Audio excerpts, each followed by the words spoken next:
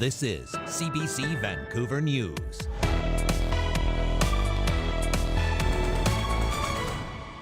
It was quite a surprise to be sent a letter saying that it was denied. Schoolyard fight. BC's largest school district claims Surrey City Council is stalling its request for funding from the province. Plus, good on them from being in the 21st century. I think it's a small step in the right direction. A major change on same-sex marriage from the Pope. Roman Catholic priests will be able to perform blessings of same-sex couples under certain conditions. And people don't have the money to go necessarily spend $2,700, $2,200 on a sofa. You could pay a lot more for sofas and chairs in the new year, thanks to proposed new tariffs. Good evening, I'm Dan Burritt. Thanks for joining us. We start tonight in Ladner, where police say they are dealing with a suspicious death. Delta Police says officers were sent to a home on 47A Avenue just after 5 p.m. today because of a suspicious circumstance involving a dead woman. The force says her death is not linked to gangs and there is no risk to the public. The Surrey School District claims City Council is holding up its request for funding from the provincial government. For the first time ever, Council rejected the eligible school sites proposal. The school board says that leaves it in limbo at a time when Surrey schools are already bursting at the seams. Mira Baines joins us now. Mira, what happened here? Well, the eligible school sites proposal is a routine report that needs to be passed by City Council each year before the province can release certain capital funds. City Council rejected the proposal and asked the board to go back and reassess their plans. Surrey School Board Chair Lori Larson claims City Council was concerned about how the province's 3 new housing bills fit into the proposal. The housing bills are meant to boost density on single-family lots and transit hubs and change the way municipalities collect fees from developers. The school proposal was submitted before the housing bills were passed. The city believes the new laws will significantly increase the number of students in the district. Mayor Brenda Locke says the move was unprecedented, but argues it's also unprecedented for the province to impose new housing regulations on municipalities without any consideration of local planning or zoning. But the school district board chair says the decision came out of the blue. It was quite a surprise to be sent a letter saying that it was denied, because this then puts in jeopardy our request to the minister for our funding for next year. So even for ourselves, once we get approval for a site acquisition, it takes 5 years before we actually get those students in a classroom.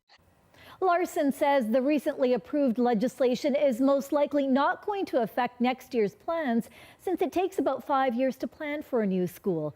Mayor Locke says the province needs to understand building new homes may solve one problem, but create a whole host of others. She also says council is advocating for the best interests of students, and it's grossly inaccurate and offensive to suggest otherwise. Samir, what is the province saying about all this? Well, we reached out to the Ministry of Education and Childcare.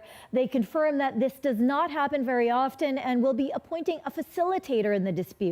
The ministry says in a statement, it's rare that a facilitator is needed because local governments work closely with districts to develop and confirm the data used to prepare the proposal. The province does not expect any impacts to capital projects that are in consideration or underway for the Surrey School District next year. Mira Baines, thanks very much. To another school story now. Officials in Port Coquitlam say they do plan to rebuild an elementary school destroyed by a suspicious fire in October. It's still not clear when, though. So we're going to start to see the site being cleared in the next week or two, and we're hoping to have it cleared completely by the end of April. Officials gave an update to parents and guardians of students at Hazel Trembath Elementary tonight. They said there's no timeline yet on when rebuilding will begin, as they need funding from the province, up to $30 million. Some parents say the move to another temporary facility has come with some challenges. With my daughter, the anxiety level has increased immensely since this fire. My son has troubles going to school, and so it's been hard, and he doesn't always want to go. He pretends he's sick. I think he likes being at the building, but just the journey to get here.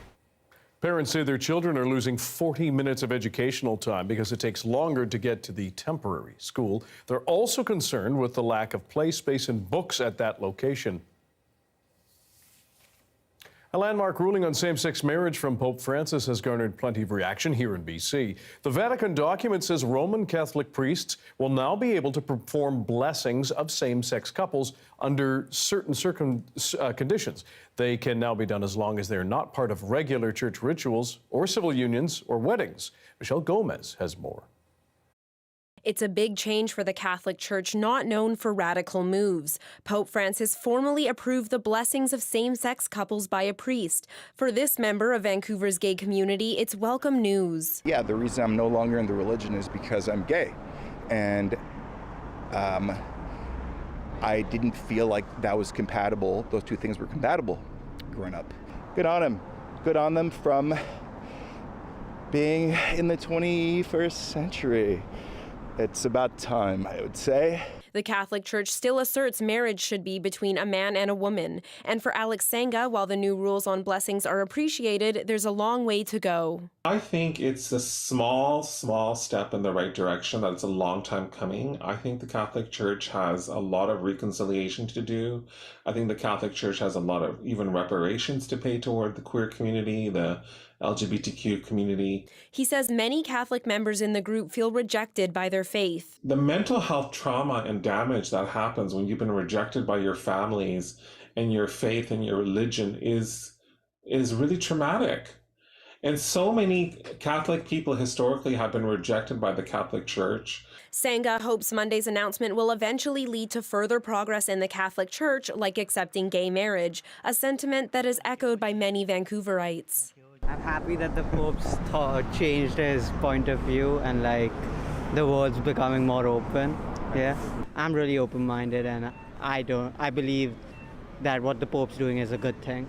No matter what religion people are, you should love who you want to love. The Archbishop of Vancouver, the Most Reverend J. Michael Miller, wrote in a statement the Archdiocese is reviewing the newly released documents. He said they're always striving, in keeping with the gospel and tradition, to become an ever more welcoming community. Michelle Gomez, CBC News, Vancouver.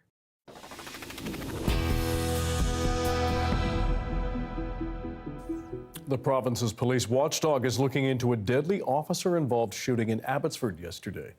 Police say they were called to Riverside Road near King Road, just off Highway 1 around 10 last night, in response to reports of a man suffering from a mental health crisis. The Independent Investigations Office says there was some kind of interaction between police and the man, and an officer shot and killed him. The IIO will now try to determine if the officer's use of force was justified. A fight is now on over energy exports in a BC port city that has made that a big part of its business. The Port of Prince Rupert is locked in a battle with Trigon Terminals, saying it cannot ship liquid propane. Matt Allen reports on why they're being barred from doing so. As COP28 ends and the world transitions to cleaner energy, a battle is unfolding behind me over who will have the right to ship that energy overseas in northwest BC. Coal exporter Trigon Terminals is suing the Port of Prince Rupert, saying the port is blocking its attempts to change its business with the times. Trigon wants to export liquefied propane gas, a cleaner alternative to the thermal coal it typically exports.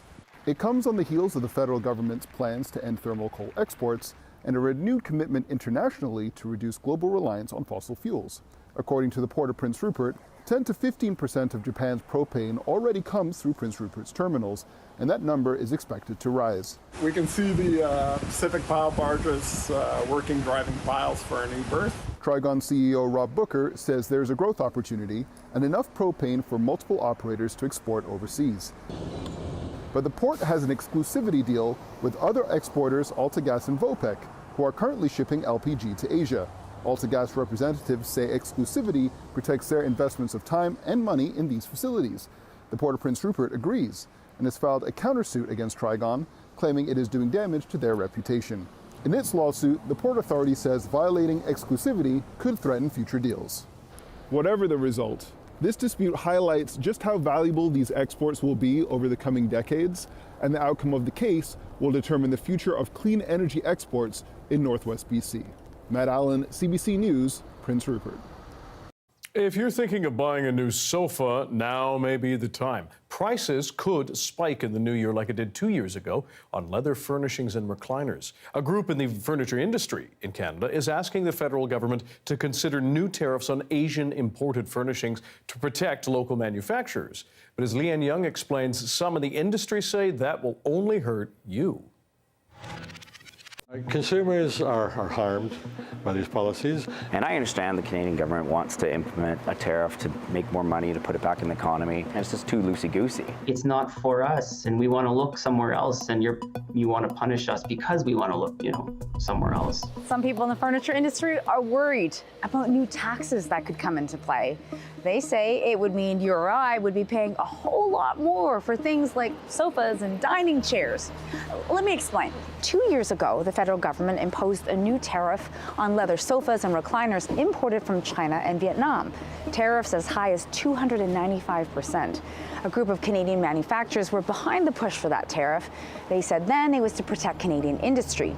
Fast forward to today, a similar group is looking to file another complaint, this time on fabric sofas and chairs. We wanted to know how effective these measures actually are. But first, let's hear from the people speaking out. How did it affect your business then? What happened when that tariff came into place? Boy, that was a wild time. We had a number of containers on the water, and what we weren't aware of is the duty tariff that was implemented immediately. So once that all came in, we were stuck with a massive bill. And do you remember what it was for you? Let's just say in that $60,000 range, which, grand scheme of things, is a lot of money to any business to get hit while you're trying to run your finances. Let's talk about this tariff that could be forthcoming. If it's 295% last time with no warning again, then we can't plan or adjust.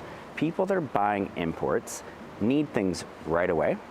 They need them at a decent price, and people don't have the money to go necessarily spend $2,700, $2,200 on a sofa. Yeah, probably 40 to 45% is my overseas products. So do you think you'd have to raise prices if those tariffs came in? The answer is probably, for sure. Yeah, if it comes in at 20, 30%, you have to. It's a lot. You can only absorb so much. The margins in furniture is very tight. It's not just small retailers like Robbie who are concerned. Major chains are too. Sure, they can weather cost fluctuations better, but the VP of Structube, which runs 75 stores across the country, says it's about choice. Would it be fair to say that it feels like many Canadian manufacturers aren't able to meet the demands of a business like yours? If I look around in the Canadian market, I may have 1,000 SKUs, 1,000 different models to choose from. If I go overseas, I have hundreds of thousands. Many more of those are in line with our aesthetic, with our style, with our brand. We don't find that with the Canadian domestic producer. The tariff situation is the government saying, you have one store that you're allowed to shop from. Imagine telling a Canadian consumer you have one store that you're allowed to shop from to buy. I mean, that's how we feel as a consumer, if you will, going out in the big market buying furniture for everybody. You've got to shop Canadian only, but listen, it's not for us, and we want to look somewhere else, and you want to punish us because we want to look, somewhere else. 2 years ago, the company who led a similar complaint also declined an interview. But here's what one Canadian manufacturer who's part of the Home Furnishings Alliance said then about their struggle. How is it that a piece of furniture can arrive in Canada for less than just our raw material cost is? And we're only asking for it to be fair. We really wanted to hear from the Canadian Home Furnishings Alliance, which is the group leading the latest complaint to Canada Border Services Agency, but no one was willing to speak to us on the record. They had sent out a letter to domestic industry partners back in November. We got a copy of the letter, and it says their goal is to protect the Canadian manufacturing industry.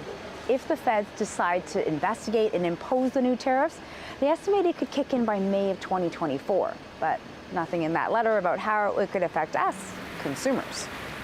So under the Special Imports Measures Act, is it seen as a penalty against some of these domestic retailers who want to bring in imports? Yeah, CEMA is not intended to penalize domestic retailers, but it does. Over time, that penalty or that cost will disappear. Canadian retailers will simply stop importing from Vietnam and China. Part of the argument is that they want to protect Canadian jobs, protect Canadian manufacturing. Is that something then the research that you've seen has come across, that it's worked to actually do that? By protecting an industry, you do improve employment in that sector. The problem is that it can cost you employment in other sectors. If we do impose this tariff measure, it is quite likely that China would respond with something similar. So where does this put consumers at the end of the day? That means that consumers are going to face higher prices. Now, the prices of these Chinese and Vietnamese exports will be too high. They'll just disappear. But other products that consumers buy will be more expensive than the Chinese and Vietnamese products would have been without the tariff. So everyone will have to buy the sort of more expensive made in Canada versions. Or ones imported from other countries? Or imported from the United States or Europe. Leanne Young reporting. The multi-year project to remove about a quarter of all the trees in Stanley Park is now on. These stumps are scattered along roads and trails near Prospect Point. The Vancouver Park Board says the trees being removed have weakened branches and root systems, increasing the likelihood they may fall on people, power lines, and roads, or act as kindling in a potential wildfire.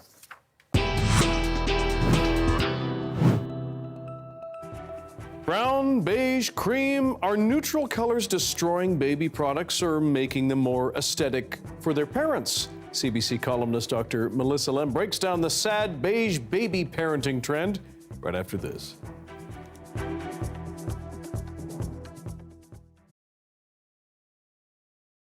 And thanks for joining our commercial-free live stream tonight. To try to tackle a concerning spike in hate crimes in BC and across the country, dozens of mosques opened their doors this weekend, giving non-Muslims a chance to ask questions and learn more about the religion. As Saurabh Sandhu reports, the national initiative is meant to break down barriers and build bridges. Umran Bhatti is the Imam at Baitur Rahman Mosque in Delta. Today, he's hosting a unique congregation made up of members from his mosque and people from outside his faith. This weekend's gathering, part of a national initiative being held at Ahmadiyya mosques across the country. Organizers say Bring a Friend to the Mosque is aimed at promoting understanding and cultural compassion by providing a platform for open and honest dialogue. This initiative background is basically to help understand with the rise of the anti-Semitism and Islamophobia around the world, the Youth Association took up this opportunity to invite their neighbors, to invite their friends and colleagues. This is how we can have these open forum dialogues. Kevin Mainagadinji was invited by his friend to be a part of the conversation. I'm always curious, I like knowing things, getting to, meet with people, and that's why I'm here. Mainagadinji says the experience gives him a chance to understand how the Muslim community is feeling and who they are. We get to learn that what we see probably on social media, what is portrayed of them, is not really true. BC Human Rights Commissioner says the violence overseas has sparked a surge of discrimination towards Jewish and Muslim people in this province. The National Council of Canadian Muslims says the past few months have been the worst in decades for Islamophobia. Especially in the wake of what is happening in the Middle East and the hatred that we see around in our communities, whether it is in the form of Islamophobia or in the form of anti-Semitism, I think any such initiative that brings people together and gives them the opportunity to have a dialogue is always appreciated. Imam Bhatti says it is important to recognize every hate crime and condemn it unequivocally. When we and our brothers and Jewish members get attacked or they have some incidences, then Muslim brothers will all be there to help us, supporting hand and leading shoulder in these times of difficulties. And we believe that this is the way we can promote love for all, hatred for none, and bring people together. Organizers plan to hold similar events in the coming weeks, with hopes of educating communities and eradicating misconceptions. Saurabh Sandhu, CBC News, Delta.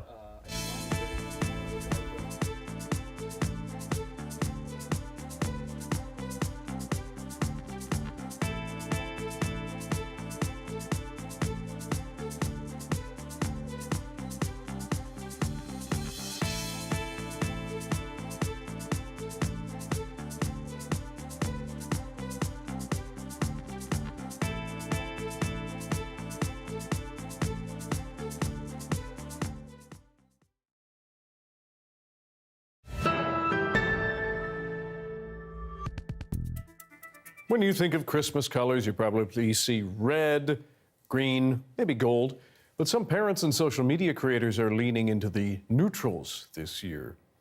This mother is under fire for spray painting her child's bright plastic Christmas tree muted green and gray to match the rest of her home. It's part of a trend called Sad Beige Baby. It refers to babies and young children whose parents and guardians opt for cream linen cloths and wooden toys, all in the name of the aesthetic their parents are trying to achieve. Joining us now to discuss this trend is CBC Health columnist Dr. Melissa Lem. Doctor, thanks for being here. Appreciate it. Great to be here, Dan. So, how important is it, first of all, for visualization that young kids, babies, have color in their life? Is it pivotal? It is true that up to about 4 months, babies do respond better to high contrast and colorful toys because they actually can't see very far in front of them.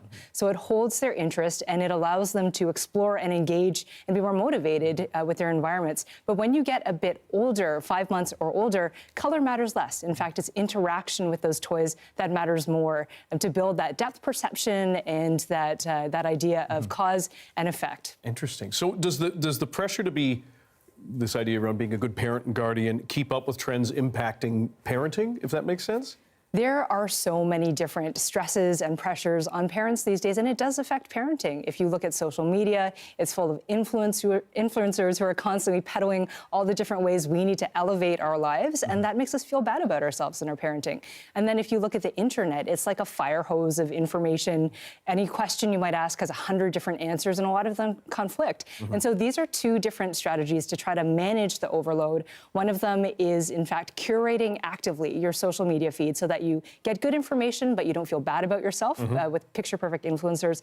And then if you really have a burning question or you're confused about something, go to a trusted online source like the Canadian Pediatric Society, or even in real life, go see your family doctor and talk about it. Now, in that video, part of the video we saw, it was creator Natty Jo Powell, who says her child's favorite toys are cardboard boxes and water bottles, real basic stuff. So are the toys you actually own important, or is it how the kids play with them? This reminds me a lot of my own son. In fact, when he was a toddler, his favorite toy was a kitchen wooden spoon. And he's 9 years old right now, and he doesn't really care about the expensive toys. He still likes playing with cardboard and paper, which are pretty beige, and they haven't affected his development. So again, when you're a younger baby under 4 months, that color and contrast does help. But as you get older, what's really important, and when you're younger, is FaceTime with parents. When your baby is very young, our faces are our baby's best teachers, again, because they can't see further than about 25 centimeters in front of them. And then as they get a bit older, that interactive time with toys, whether it's board books or blocks, or even just hide and seek with family and friends and other kids, is really important to lay the foundation for healthy development and healthy relationships. And if you're in a pinch, the box is almost as much fun, if not more, than the toy. Dr. Melissa Lem, thanks very much for your time. Thanks, Dan. There's a live shot of the Port of Vancouver. We're due for a damp week on the south coast here. Darius Madavi will have your BC-wide forecast right after this.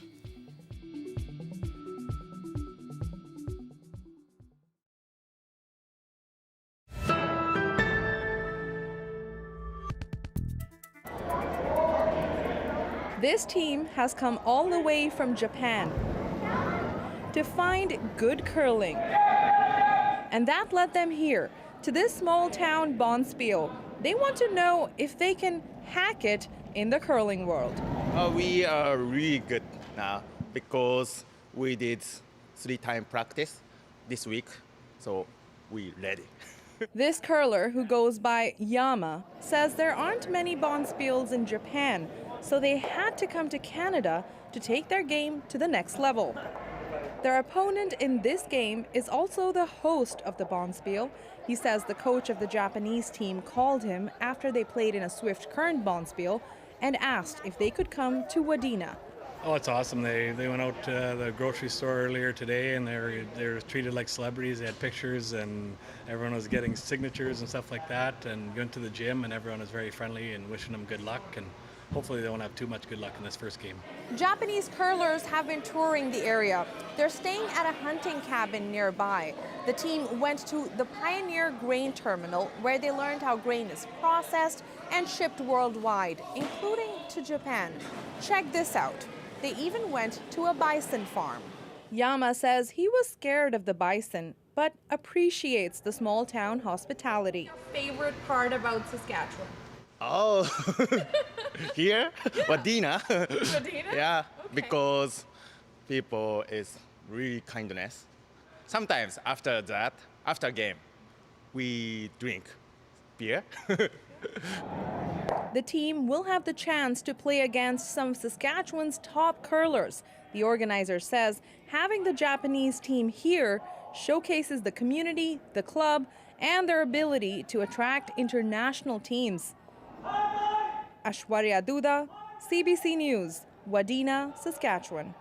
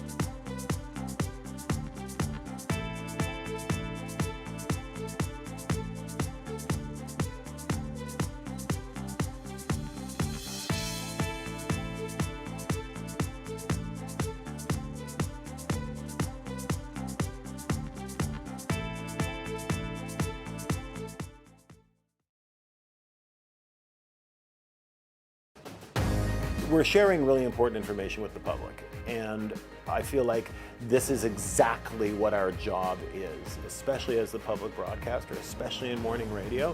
That's incredibly important.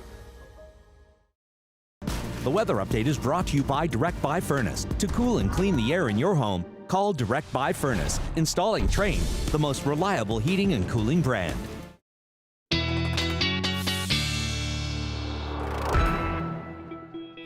Time for our BC-wide weather forecast with science and climate specialist Darius Madavi as we look at the precipitation information.